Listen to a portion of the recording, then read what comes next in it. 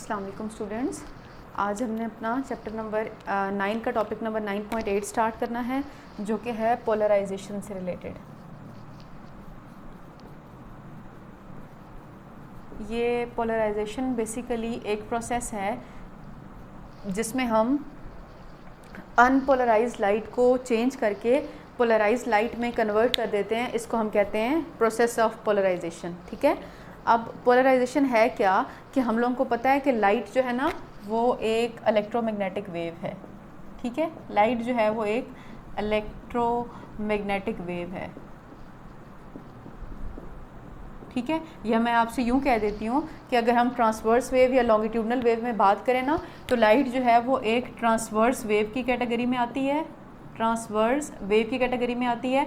और फिर हम कहते हैं कि ट्रांसवर्स वेव में इलेक्ट्रोमैग्नेटिक वेव जो है वो लाइट इलेक्ट्रोमैग्नेटिक वेव से बिलोंग करती है। ठीक है, अब इसके नाम से ज़ाहिर हो रहा है कि इलेक्ट्रोमैग्नेटिक वेव है, इसका मतलब है लाइट के पास electric and magnetic field vectors होते हैं।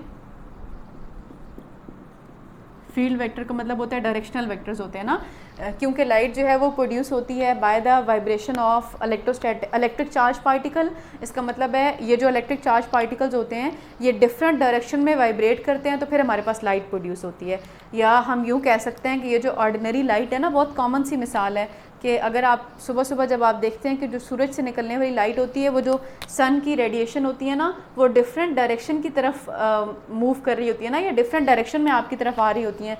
तो ये जो लाइट डिफरेंट डायरेक्शन में स्कैटर्ड हुई होती है, इसको हम कहते हैं दिस इज़ अनपोलराइज्ड लाइट। ठीक है, जब आप इस अनपोलराइज्ड लाइट को कुछ भी करके, कोई भी प्रोसेस करके आप इसको इस तरह में कन्वर्ट कर देते हैं कि ये लाइट जो है ये एक सिंगल प्लेन तक ओरिएंटेड रह जाती है। मतलब ये जो जितनी भी इसकी शुआएँ हैं ना, ये सारी की सारी या तो यूँ इस तरह एक्स एक्सिस वाई एक्सिस की तरफ निकलना शुरू हो जाएं, या ये सारी की सारी यूँ एक्स एक्सिस की तरफ निकलना शुरू हो जाएं, तो हम कहते हैं कि हमारे पास जो लाइट है ये पोलराइज हो गई है। ठीक है, ये बेसिकली हमारे पास एक थ्योरेटिकल टॉपिक है, इसमें छोटी छोटी डिफरेंट पॉइंट्स हैं जो आपने याद रखना है कि पोलराइजेशन है क्या। ये एक प्रोसेस है जिसमें हम अनपोलराइज लाइट को पोलराइज लाइट में कन्वर्ट कर रहे होते हैं। ठीक है, तरीकाकार क्या है वो हम आगे चलकर बात करेंगे। लाइट की बात करें तो लाइट जो है वो एक इलेक्ट्रोमैग्नेटिक वेव है, और इलेक्ट्रोमैग्नेटिक वेव के पास इलेक्ट्रिक और मैग्नेटिक फील्ड वेक्टर्स होते हैं। जब इलेक्ट्रिक और मैग्नेटिक दोनों फील्ड वेक्टर्स होते हैं, इसका मतलब है ये दोनों आपस में परपेंडिकुलर होते हैं एक दूसरे के। जब ये दोनों आपस में एक दूसरे के परपेंडिकुलर होते हैं तो फिर एक डायरेक्शन तो नहीं रही ना, ये डिफरेंट डायरेक्शन में ओरिएंटेड लाइट है। तो ये जो डिफरेंट डायरेक्शन में ओरिएंटेड लाइट होती है इसको हम अनपोलराइज्ड लाइट कहते हैं, और लाइट को पोलराइज करवाने का जो तरीकाकार होता है उसे हम पोलराइजेशन कहते हैं। ठीक है, जनरलाइज फॉर्म में लाइट को पोलराइज करने के लिए आपकी बुक में दो तरीके लिखे हुए हैं। एक जो है वो है पोलराइजेशन बाय पोलराइड क्रिस्टल, ठीक है, और एक जो है वो लिखा हुआ है पोलराइजेशन बाय रिफ्लेक्शन।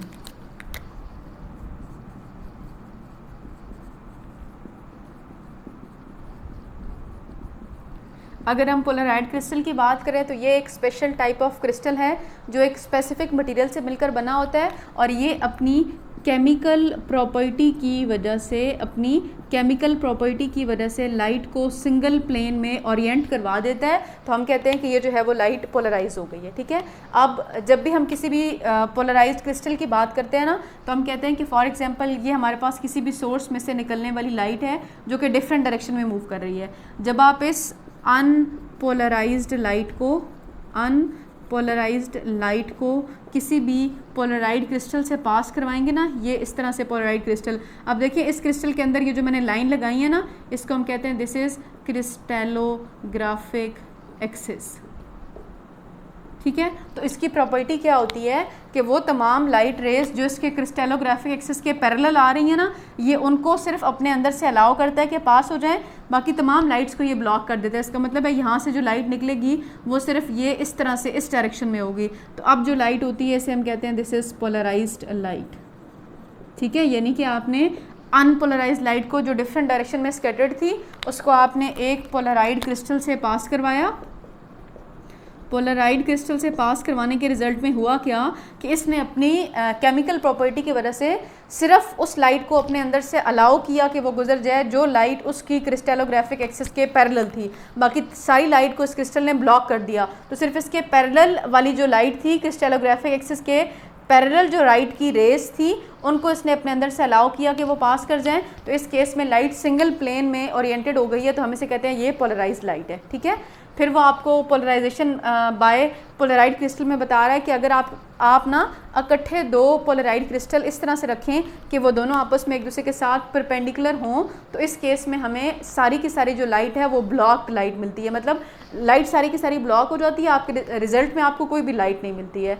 ये जो फिनोमेना है, इस फिनोमेना को एक्सप्लेन करने के लिए लाइट की ये जो वेव वाली नेचर है ये काफ़ी नहीं होती है। इससे पहले भी आपने सुना होगा, नहीं सुना तो इसके बाद फर्स्ट ईयर सेकेंड ईयर में हम पढ़ते हैं कि लाइट की डुअल नेचर होती है। सम टाइम ये एज अ वेव बिहेव कर रही होती है और सम टाइम लाइट जो है वो एज अ पार्टिकल बिहेव कर रही होती है। अगर आपने लाइट का वेव वाला बिहेवियर स्टडी करना होता है तो फिर हम डायफ्रैक्शन या इंटरफेरेंस जैसे फिनोमेनास को पढ़ते हैं, जो कि हम इस चैप्टर में पढ़ भी रहे हैं। लेकिन अगर आपने लाइट का पार्टिकल वाला बिहेवियर देखना होता है तो फिर वो हम क्लास सेकेंड ईयर में जाकर अफेक्ट्स पढ़ते हैं। फोटो इलेक्ट्रिक इफेक्ट है, कॉम्पटन इफेक्ट है, ये डिफरेंट जो इफेक्ट्स हैं ये आपको लाइट का पार्टिकल बिहेवियर एक्सप्लेन करके बताते हैं, ठीक है। तो वो आपको ये बता रहा है, ये इसमें ये भी आपसे शॉर्ट क्वेश्चन में ये बात पूछी जा सकती है कि ये जो पोलराइजेशन बाय पोलराइड क्रिस्टल है, अगर आप दो पोलराइड क्रिस्टल को इकट्ठा इस तरह से रखें कि इन दोनों के जो क्रिस्टलोग्राफिक एक्सिस है ये एक दूसरे के परपेंडिकुलर हों, तो सारी की सारी लाइट ब्लॉक हो जाती है, आपको रिजल्ट में कुछ भी नहीं मिलता।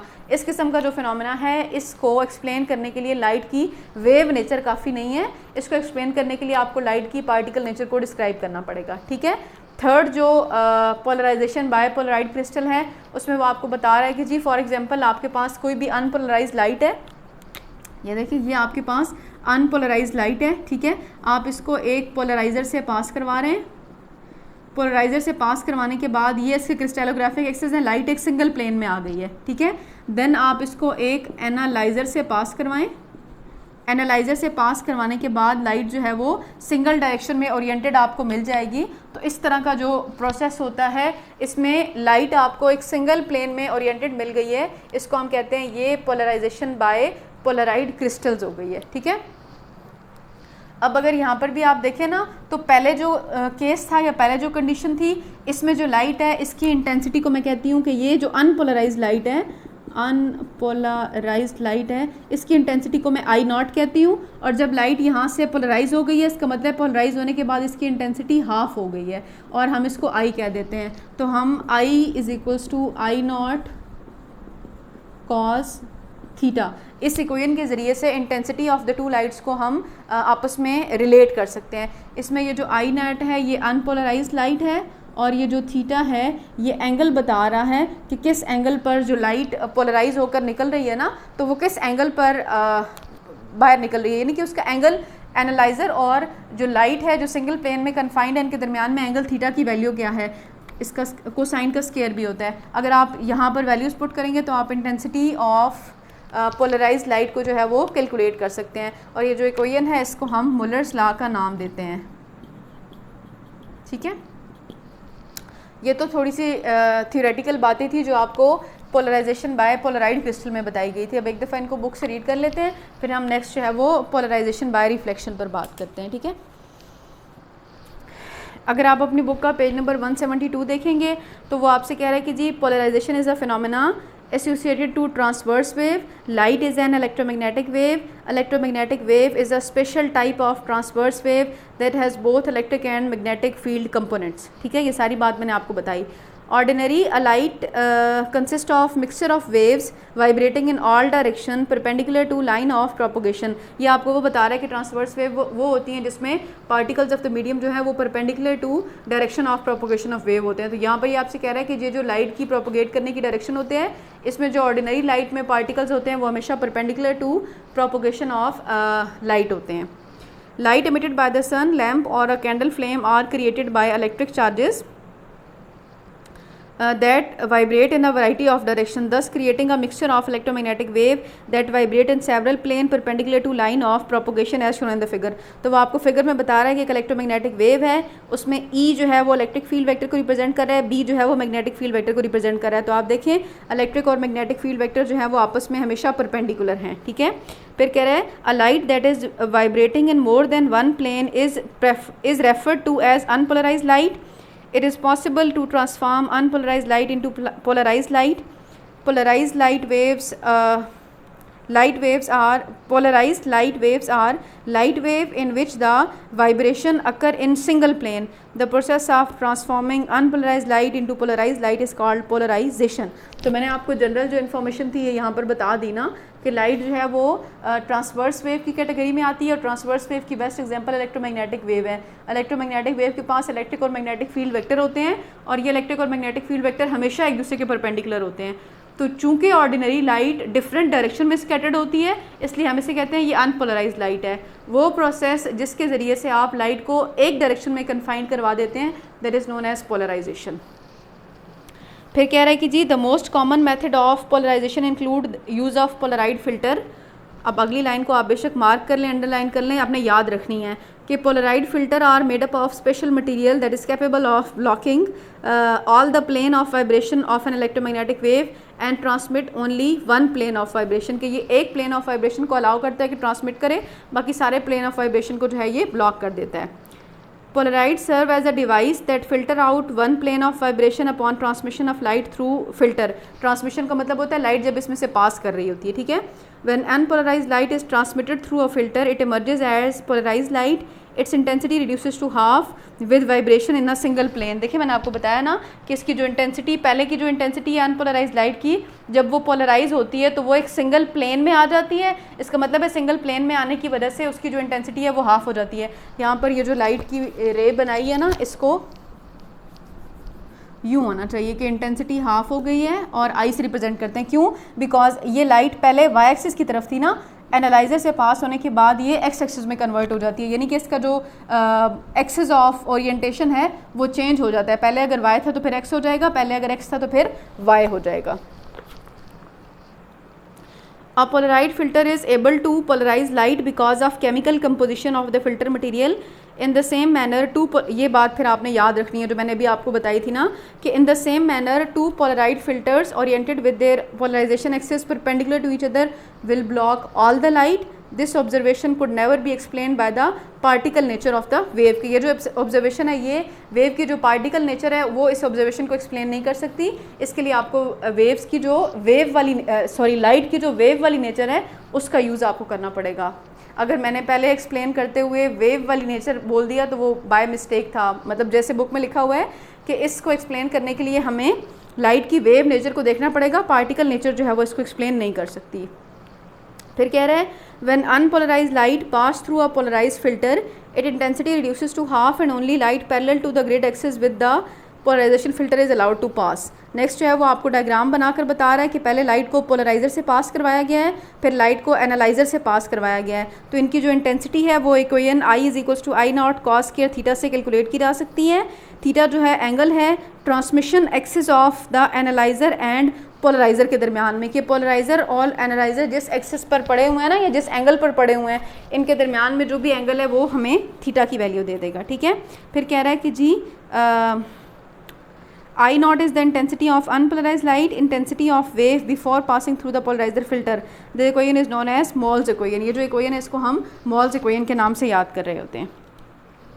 नेक्स्ट जो है वो हमारे पास पोलराइजेशन बाय रिफ्लेक्शन गिवन है, और इसमें वो आपसे कह रहा है कि जी अगर आपने लाइट को रिफ्लेक्शन के ज़रिए से पोलराइज करवाना है तो आपको लाइट को किसी भी नॉन मेटेलिक सरफेस से रिफ्लेक्ट करवाना होगा। अब मेटेलिक सरफेस से क्यों रिफ्लेक्ट नहीं कराना होगा, तो आपको बता रहा है कि अगर आप लाइट को किसी भी, अगले पेज पर बताएगा कि अगर आप लाइट को किसी भी मेटेलिक सरफेस पर अलाउ करेंगे कि वो फॉल करे तो वहाँ से रिफ्लेक्ट होने के बाद लाइट एक डायरेक्शन में कन्फाइंड नहीं होगी बल्कि डिफरेंट डायरेक्शन में वो जो है वो मूव करके जा रही होगी।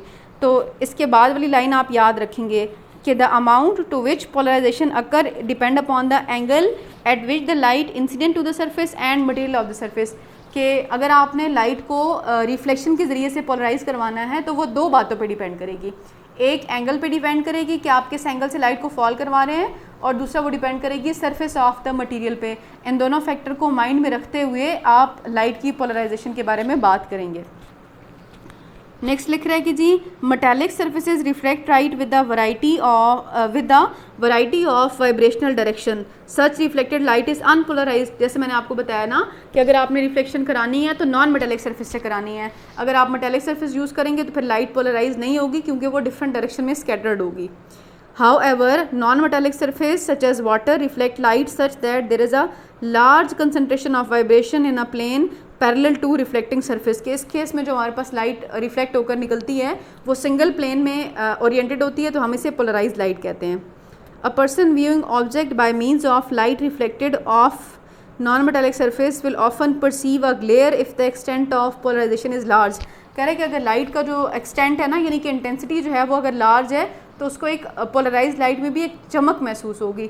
इसको एक्सप्लेन करने के लिए उसने फिशरमैन की बात को एक्सप्लेन किया है कि जी जो समंदर की या लेक की अपर सरफेस होती है ना वाटर की, वहाँ से जो लाइट रिफ्लेक्ट होकर जाती है उसका ग्लेयर बहुत ज़्यादा होता है। तो उस ग्लेयर को कम करने के लिए जो फिशरमैन होते हैं वो पोलराइड ग्लासेस का इस्तेमाल करते हैं, ताकि जब लाइट उनके आंखों पर आकर फॉल करे तो ग्लासेस की वजह से उसका ग्लेयर कम हो सके और वो इजीली किसी भी फ़िश वगैरह की लोकेशन को डिटेक्ट कर पाएँ। अगर वो उन ग्लासेस का इस्तेमाल नहीं करेंगे तो उस लाइट का ग्लेयर या चमक इतनी ज़्यादा होगी जो लाइट वाटर की सरफेस से रिफ्लेक्ट करके वापस आएगी कि उनको पानी के नीचे मौजूद मछली वगैरह को देखने में मुश्किल हो सकती है। नेक्स्ट बात उन्होंने यही एक्सप्लेन किया हुआ है, मैं इसको प्रॉपर बुक से रीड नहीं करूँगी। नेक्स्ट जो है वो इसने आपको यूजेस ऑफ पोलराइड बताए हुए हैं। तो इसमें वो कह रहा है कि आपने स्काई फोटोग्राफी के लिए कि जो सूरज से आने वाली शुआएं होती हैं या जो आसमान से आने वाली शुआएं होती हैं उनके साथ भी यही केस होता है कि वो भी जब आई पर आकर फॉल करती हैं तो उसका भी ग्लेयर बहुत ज़्यादा होता है। तो उसके लिए अगर आपने स्काई का फ़ोटोग्राफ लेना है या ऐसा कुछ करना है तो हम क्या करते हैं कि अपने कैमरा के लेंस के आगे एक पोलराइड का इस्तेमाल कर लेते हैं, ताकि जब लाइट आए तो उस पर फॉल करे तो वो जो पीछे का जो भी एरिया है वो सारे का सारा एक डार्क ऑब्जेक्ट में या डार्क मटेरियल में कन्वर्ट हो जाए और आपका जो इमेज है वो आप अच्छे से देख सकें या अच्छे से आपकी जो इमेज है वो कैप्चर हो सके। ठीक है।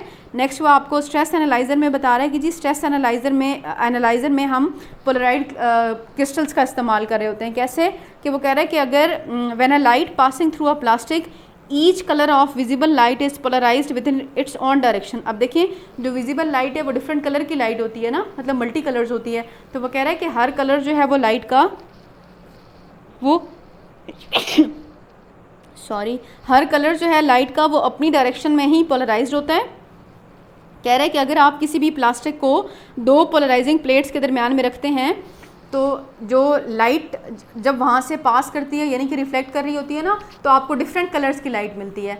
अब वो जो स्ट्रेस एनालाइज़र का मतलब ये होता है कि उस प्लास्टिक के जिस एरिया में भी डैमेज होता है या जहाँ से भी वो डिफॉर्म्ड होता है ना, उस एरिया में आपको डिफरेंट कलर्स नज़र आएंगे। जहाँ पे आपको डिफरेंट कलर का पैटर्न नज़र आएगा तो आप वहाँ से स्टडी कर लेंगे कि ये जो एरिया है प्लास्टिक का ये स्ट्रेस शुदा है या ये डैमेज शुदा है। और जहाँ पर आपको सिंगल कलर नज़र आएगा या दो कलर्स आपस में प्रॉपर बाउंड्री के थ्रू सेपरेटेड होंगे तो आप कहेंगे कि वो जो प्लास्टिक का रीजन है या वो जो एरिया है वो बिल्कुल ठीक काम कर रहा है। तो कह रहा है कि structural stress in a plastic is signified at location where there is a large concentration of color band. This location of stress is usually the location where structural failure will most probably occur. मतलब ये आपको बता रहा है कि जी जहाँ पर कोई भी स्ट्रक्चर में डिफॉर्मेशन होगी या डिफॉर्म्ड होगा, ब्रेकेज होगी, तो वहाँ पर जो है वो आपको डिफरेंट कलर के पैटर्न मिलेंगे। और जहाँ पर ये ऐसा नहीं होगा वहाँ पे आपको सिंगल कलर दूर मिलेगा। तो कलर है polaroids are also used in entertainment industry to display 3D movies के। जो पोलराइड्स का यूज़ है वो तीसरा यूज़ वो आपको कह रहा है कि एंटरटेनमेंट इंडस्ट्री में आप 3D मूवीज़ के लिए भी इन क्रिस्टल्स का इस्तेमाल कर सकते हैं।